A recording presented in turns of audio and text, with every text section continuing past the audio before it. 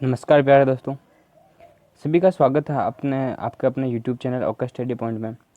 दोस्तों, जैसा कि आप देख चुके होंगे पुराने वीडियो में हम 124 प्रश्न तक हल कर चुके हैं और 125वां मैंने आपको होमवर्क के लिए दिया था। उसका उत्तर आपने सोच लिया होगा, लिख लिया होगा। और बाकी हम चर्चा करें बाकी दूसरे वीडियो पर, तो दोस्तों इसके साथ हिंदी और संस्कृत के वीडियो भी अलग है। जो दोस्त हिंदी में देने वाले हैं तो वो उनके लिए बहुत इंपॉर्टेंट चीज़ें जो महत्वपूर्ण प्रश्न है पुराने एग्जाम में आ चुके हैं, बीएसटीसी पीटीटी के और अन्य बहुत सारे एग्जाम में उनके प्रश्न मैंने डाल रखे हैं। बहुत कामगार चीज़ें दोस्तों उसकी आपके लिए होगी वो, और तो उनको ज़रूर देखिएगा। और आज का वीडियो ये शुरू करते हैं। देखिए प्रश्न को। प्रश्न है, कक्षा कक्ष शिक्षण को अधिक प्रभावी बनाने हेतु प्रत्येक अध्यापक को क्या करना चाहिए? अपने साथियों से चर्चा करनी चाहिए, विद्यार्थियों के जवाबों का विश्लेषण करना चाहिए, या अपने विषय में हुए नए परिवर्तन विकास के प्रति सचेत रहना चाहिए, या अपने लेखों को प्रकाशित करना चाहिए? तो बताइए इनमें से कौन सा ऑप्शन आप सही मानते हैं? जल्दी से उत्तर दो।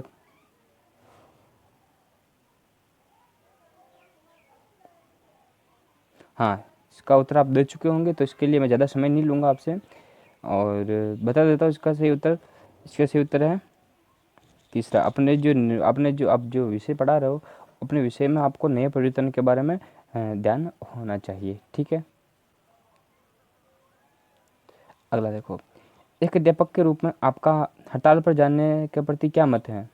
आप हड़ताल के प्रति क्या सोच रखते हो? हड़ताल किसी समस्या का हल नहीं है। हड़ताल राष्ट्र के विकास पथ पर बाधा है। हड़ताल पर जाना अध्यापक की गरिमा के खिलाफ है। हड़ताल पर जाना अंतिम चरण नहीं होना चाहिए। तो आप क्या सोचते हो इसके लिए? बताओ जल्दी से उत्तर। देखते हैं क्या उत्तर बता पाते हो आप। जल्दी से उत्तर कमेंट करो। इसमें आपकी सोच झलकेगी, आपकी व्यक्तित्व झलकेगा इसमें।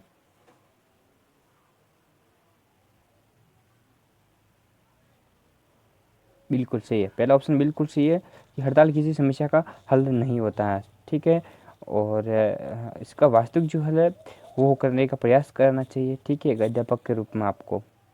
चलिए अगले प्रश्न पर बढ़ते हैं। अगला प्रश्न है अपना, एक अध्यापक के रूप में आप समाज में अपनी अलग पहचान बनाने के लिए क्या पसंद करोगे? आप राजनीतिक पार्टी से जुड़ोगे? आप राजनीतिक गतिविधियों में सक्रिय रूप से जुड़ेंगे? आप अपना शिक्षण संबंधी जिम्मेदारियों को सही रूप से निर्वहन करना चाहेंगे, या आप समाज में यह साबित करने की कोशिश करेंगे कि आपको क्या करना चाहिए, या फिर आप समाज के लिए एक उपयुक्त शिक्षक हैं यह साबित करने की कोशिश करेंगे? तो बताओ इसका क्या उत्तर हो जाएगा?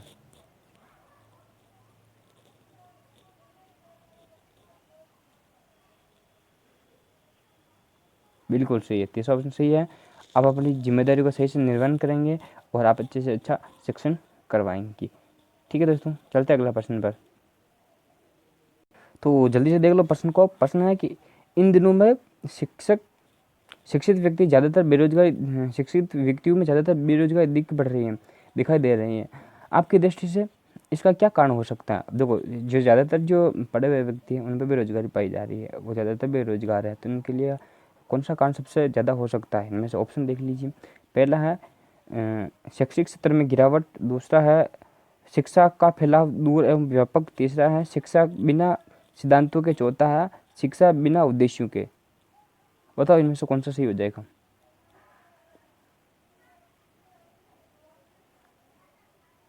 जल्दी से बताओ, देखते हैं कौन कौन दोस्त सबसे पहले जवाब दे पाते हैं। अरे कहाँ हो जाएगा? पहले ऑप्शन कैसे हो जाएगा? शैक्षिक स्तर में गिरावट। दोस्त शैक्षिक स्तर तो बहुत अच्छा हो रहा है धीरे धीरे। बावड़ की तरह जवाब मत दो, गलत हो जाएगा ये। सही दो, एक बिल्कुल सही बताओ। हाँ बिल्कुल, ये बिल्कुल सही आ रहा हो। जिनका भी चौथा ऑप्शन है वो बिल्कुल सही है। ठीक है, पहला वाला गलत हो जाएगा। चौथा ऑप्शन बिल्कुल सही है। शिक्षा बिना उद्देश्यों की दी जा रही है। बिल्कुल उनको पढ़ाया जा रहा है, रटाया जा रहा है, परसेंटेज बनवाया जा रहा है, पर उनको कोई उद्देश्य स्पष्ट नहीं है, जिसके कारण क्या बेरोजगारी उत्पन्न हो रही है। अगर उनका उद्देश्य स्पष्ट हो तो इस प्रकार की कोई समस्या नहीं आए। ठीक है, बिना उद्देश्य शिक्षा कभी नहीं हो सकती। शिक्षा का पहला जो चरण है वो उद्देश्य से प्रारंभ होता है। हाँ, अगला प्रश्न देख लो। अर्थपूर्ण समीक्षा का विशिष्ट लक्षण निम्नलिखित में से होगा। क्या होगा? अर्थपूर्ण परीक्षा का विशिष्ट लक्षण निम्नलिखित में से कौन सा होगा? पहला ऑप्शन देख लीजिए, इस परीक्षा में सभी विद्यार्थियों को अच्छे अंक प्राप्त हो। विद्यार्थी जितनी आशा करते हैं उससे भी अधिक अंक उनको मिले। परीक्षा ऐसी हो जो सक्षम और एक सक्षम विद्यार्थियों में भेद कर सके, और विद्यार्थी इस प्रकार की परीक्षाओं से डरे नहीं। चलो बताओ जल्दी से, उत्तर बताओ अपना।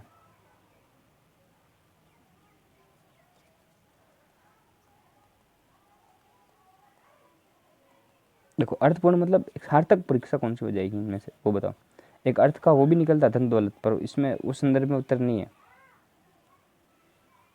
जल्दी से बताओ। देखो,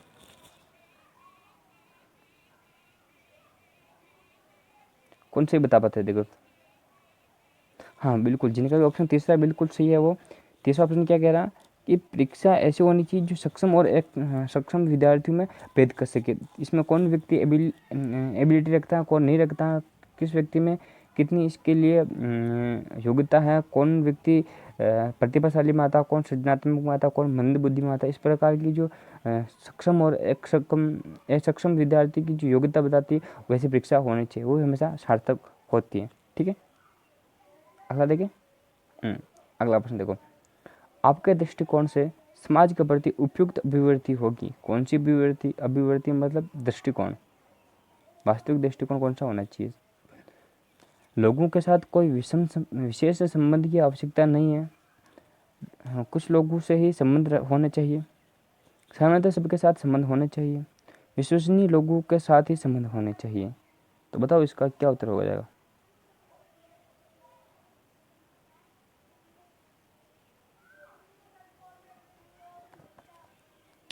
देखो, विशेष लोगों के साथ संबंध रखेंगे तो समाज का बड़ा भारी तबका जो आपके विरोध में खड़ा हो जाएगा, ये पक्षपात पूर्ण हो जाएगा। पहला ऑप्शन काटो। दूसरा देखो, कुछ लोगों से ही संबंध होने चाहिए, तो बात वही होगी, नहीं होना चाहिए। अगर देखो, विश्वसनीय लोगों से संबंध होना चाहिए, ये भी पक्षपात पूर्ण हुआ। तीसरा ऑप्शन बिल्कुल सही है, सामान्यतः सभी के साथ संबंध होना चाहिए, अच्छा संबंध होना चाहिए एक अध्यापक का और एक सामाजिक व्यक्ति का, सभी का। आप अध्यापक की दृष्टि से देखो तो भी सभी के साथ संबंध होना चाहिए, ये सभी के लिए लाभकर होगा। ठीक है, तो देखिए अगला प्रश्न देख लो। अगला प्रश्न है, शिक्षा न केवल संस्कृति को संक्षिप्त करती है, अपितु यह बाद में उसे क्या करती है? समृद्ध बनाती है, परिभाषित करती है, आध्यात्मिक बनाती है, जनसंख्या के मध्य प्रसिद्धि दिलाती है। तो क्या करती है शिक्षा? संस्कृति को संरक्षित करती है, अपितु उसे बाद में और क्या क्या करती है? बताओ जल्दी से, संस्कृति को क्या करती है, बताओ। देख, परिभाषा देने का काम तो इसका होगा ही नहीं। आध्यात्मिक बनाने का काम गुरुओं का होगा, बुद्धिजीवियों का होगा। जनसंख्या में प्रसिद्धि दिलाती है, वो तो नेता भी पा सकते हैं। परंतु अपना क्या है, शिक्षा संस्कृति को संरक्षित करती है और उसको समृद्ध भी बनाती है, उसको परिष्कृत करने का काम भी शिक्षा का है। ठीक है, दूसरा पहला ऑप्शन सही हो जाएगा इसका, समृद्ध बनाती है। ठीक है, अगला देखो। अगला है, निम्नलिखित में से कौन सी सृजनात्मकता की विशेषता नहीं है? पहला नवीन चिंतन, दूसरा मौलिकता, तीसरा उत्पादकता, चौथा अपरिवर्तनशीलता। बताओ जल्दी से, इसका उत्तर क्या हो जाएगा?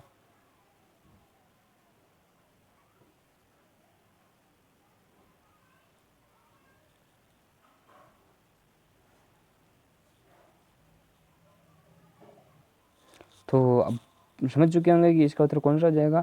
अपरिवर्तनशीलता। देखो, सृजनात्मकता क्या, एक चीज़ मैं स्पष्ट कर दूँ दोस्तों। हम सब स्कूलों में देखते हैं कि कोई ऐसे विद्यार्थी होते हैं जो बहुत टैलेंटेड होते हैं, जिनकी बुद्धि लब्धि लगभग 140 से अधिक होती है, मतलब श्रेष्ठ होते हैं। वो नॉर्मल विद्यार्थियों से अच्छे होते हैं, जो पहले दूसरे तीसरे चौथे नंबर पर आने वाले होते हैं। उनमें भी कुछ ऐसे विद्यार्थी होते हैं ना, जो सृजनात्मक होते हैं। मतलब जैसे कोई टूटी फूटी चीज़ है, पुरानी चीज़ है, तो उन चीज़ों को लगे कोई अच्छी सी प्यारी सी चीज़ बना दी, मॉडल बना दिया अच्छा सा, तो वेस्ट मटेरियल से कुछ समाज में प्रतिष्ठा पाने योग्य कुछ बना देते हैं। तो वो कौन सा होता है? प्रतिभाशाली होती है, और उनके साथ सृजनात्मकता रखने वाला सृजनशील बालक होते हैं। ठीक है, अब एक चीज़ देखो, कोई विद्यार्थी कविता लिख रहा है, अच्छा सा निबंध लिख रहा है, कोई अच्छी सी खुद की रचना कर रहा है अच्छा सा, तो वो भी किस में आ जाएगा, वो भी सृजनात्मक बालक में आ जाएगा। ठीक है, समझ में आ गया बात। तो उन बालकों में क्या होता है, उन बालकों में एक तो नवीन चिंतन होता है, वो अलग तरीके से सोचता है, नवीनता के साथ सोचता है, मौलिकता होती है उनमें, बिल्कुल मौलिकता का भाव पाया जाता है उसमें। उनमें उत्पादकता होती है, वो नए उत्पाद का निर्माण करते हैं, अर्थात कुछ ना कुछ नई चीज़ का निर्माण करेंगे वो। ठीक है, भले वो कविता रूप में अमूर्त चीज़ हो या फिर वो एक तरह का कोई वस्तु हो। ठीक है, तो ये भी इसमें से हो जाएगा। परंतु जो अपरिवर्तनशीलता उनमें नहीं होती, उनमें परिवर्तनशीलता सदैव पाई जाती है। ठीक है, परिवर्तनशीलता का भाव पाया जाता है। जैसे नवीन चिंतन को स्वीकार करने की भावना आएगी तो उनमें परिवर्तनशीलता होना बहुत जरूरी है, तो इस चीज़ को उनमें पाई जाती है। ठीक है, तो इसमें चौथा ऑप्शन सही हो जाएगा।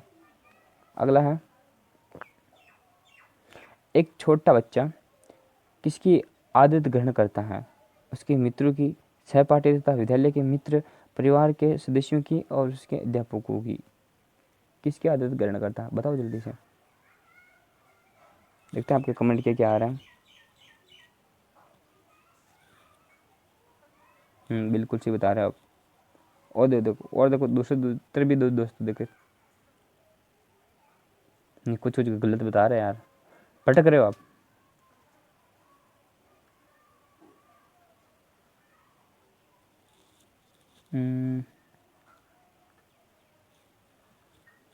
सही, तीसरा सही है, बिल्कुल सही है तीसरा।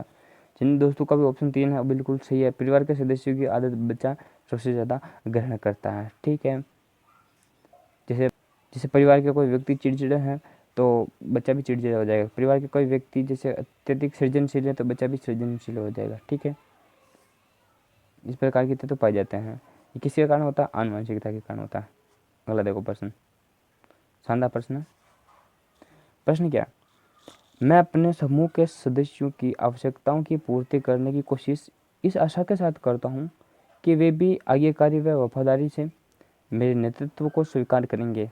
इस प्रकार का नेतृत्व कहलाता है, क्या कहलाता है, प्रजातांत्रिक नेतृत्व, प्रभुत्ववादी, समझौतावादी या आशावादी। किस तरह का नेतृत्व है ये, लीडरशिप किस क्राइटेरिया के अंतर्गत आएगी ये, बताओ जल्दी से।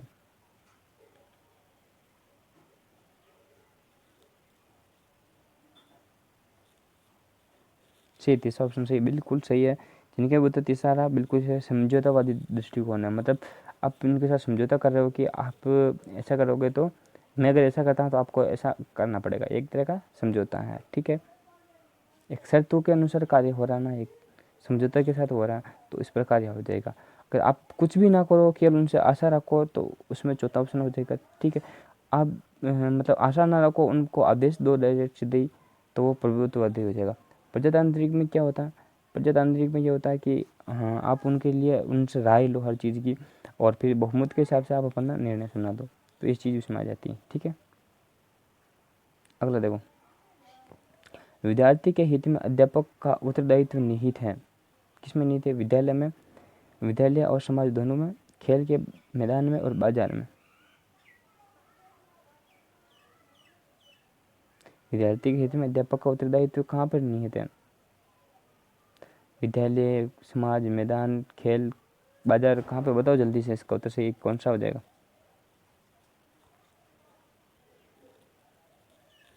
दूसरा ऑप्शन सही है, बिल्कुल सही है दोस्तों।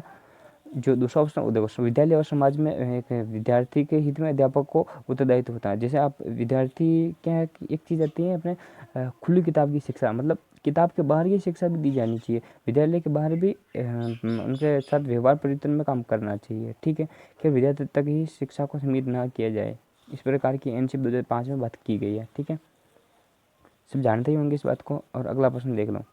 अगला प्रश्न है, आपकी दृष्टि से एक विद्यालय के प्रधानाध्यापक में सबसे महत्वपूर्ण गुण है, गुण जो उनके व्यक्तित्व में होना चाहिए, कौन सा गुण है, उच्च योग्यताधारी है, निष्पक्ष, ज्ञानवान या कठोर। प्रधानाध्यापक कैसा होना चाहिए, बताओ जल्दी से। उनके पास अच्छी योग्यता होनी चाहिए, निष्पक्ष होना चाहिए, या उनके पास अच्छा ज्ञान होना चाहिए, या उनका व्यक्तित्व बिल्कुल कठोर होना चाहिए।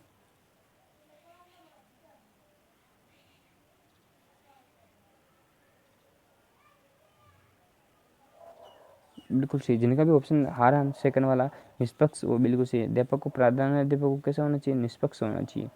ठीक है, उनको पक्षपातपूर्ण नजरिया कभी नहीं होना चाहिए। अगला प्रश्न है, आंतरिक मूल्यांकन प्रणाली की सिफारिश की जा चुकी है क्योंकि शिक्षक उन विद्यार्थियों को जानते हैं। दूसरा, अध्यापक वही प्रश्न पूछते हैं जो उन्हें पढ़ाए हैं। तीसरा, अध्यापक उनके विद्यार्थियों के सबसे अच्छे निर्णायक होते हैं। विद्यार्थी परीक्षा के दौरान तनाव मुक्त रहेंगे। इनमें से कौन सा बिल्कुल सही मानते हो? कारण क्या हो सकता है आंतरिक मूल्यांकन प्रणाली होनी चाहिए इसका? बताओ जल्दी से, इसका क्या उत्तर हो जाएगा? देखते हैं आप में से कौन से उत्तर बता पाता है पहले। बिल्कुल सही है, तीसरा ऑप्शन बिल्कुल सही है दोस्तों, बिल्कुल घबराने की जरूरत नहीं है। शानदार प्रश्न था आपके लिए। अध्यापक को उनके विद्यार्थियों की सबसे अच्छे निर्णायक होते हैं क्योंकि उनके सानिध्य में वो 1 साल तक पढ़े, तो वो उनको बता सकते हैं कि कौन सा विद्यार्थी अच्छा है, और किसका व्यवहार खराब है, कौन अच्छा पढ़ता है, कौन नहीं पढ़ता है। और जैसे आप एग्जाम दे के कोई व्यक्ति अच्छे से नकल करके पास हो जाता है, तो जो सामने जो व्यक्ति होता है चेक करने वाला, उसको नहीं पता है कि इसने नकल की है क्या की, परंतु जो विद्यार्थी उनके सम्मुख होता है तो वो उनके बारे में अच्छे से निर्णय ले पाते हैं।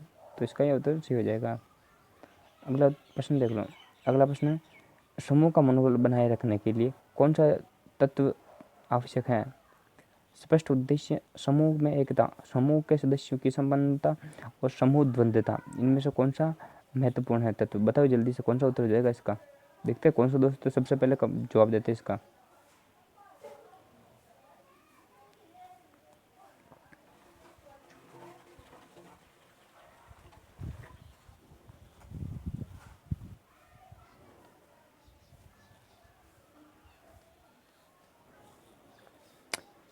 उद्देश्य बहुत इम्पोर्टेंट चीज़ होती है व्यक्ति के जीवन में, व्यक्ति के एग्ज़ाम में, व्यक्ति के सामाजिकत्व में, सब में उद्देश्य सबसे महत्वपूर्ण चीज़ होती है।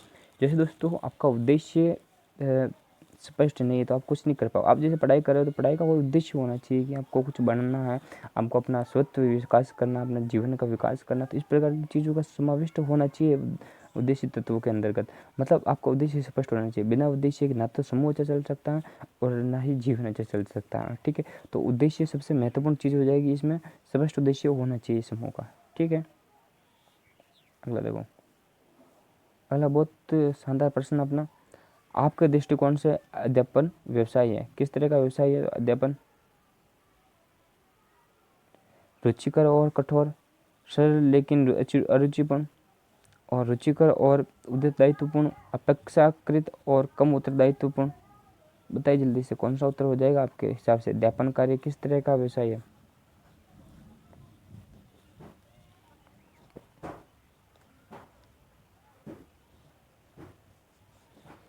बिल्कुल, तीसरा ऑप्शन जिन दोस्तों का भी उत्तर आ रहा है वो मैं बता दूं उनको कि तीसरा ऑप्शन बिल्कुल सही है। अध्यापन कार्य बिल्कुल रुचिकर सब्जेक्ट है। उत्तरदायित्व भी होता है विद्यार्थियों के जीवन का विकास करना, उनके जो जीवन स्तर है उनको ऊपर बढ़ाना, ये सारी चीज़ें उसमें होती है। और रुचिकर तो है ही क्योंकि रोज़ आप नए नए बच्चों के साथ अध्यापन कार्य करते हो, तो कितना शानदार काम है ये व्यवसाय, बहुत शानदार चीज़ है। ठीक है, तो इसका तीसरा ऑप्शन बिल्कुल सही हो जाएगा। अगला प्रश्न देख लो, हमारी शिक्षा प्रणाली में सुधार नहीं दिखाई पड़ रहा है। हाँ, ये देखो, हमारी शिक्षा प्रणाली में सुधार नहीं दिखाई पड़ रहा है क्योंकि प्रशासक उदासीन है, शिक्षक उदासीन है, राजनीतिक उदासीन है, जनता उदासीन है। दोस्तों उसमें ऑप्शन दिख गया होगा आपको।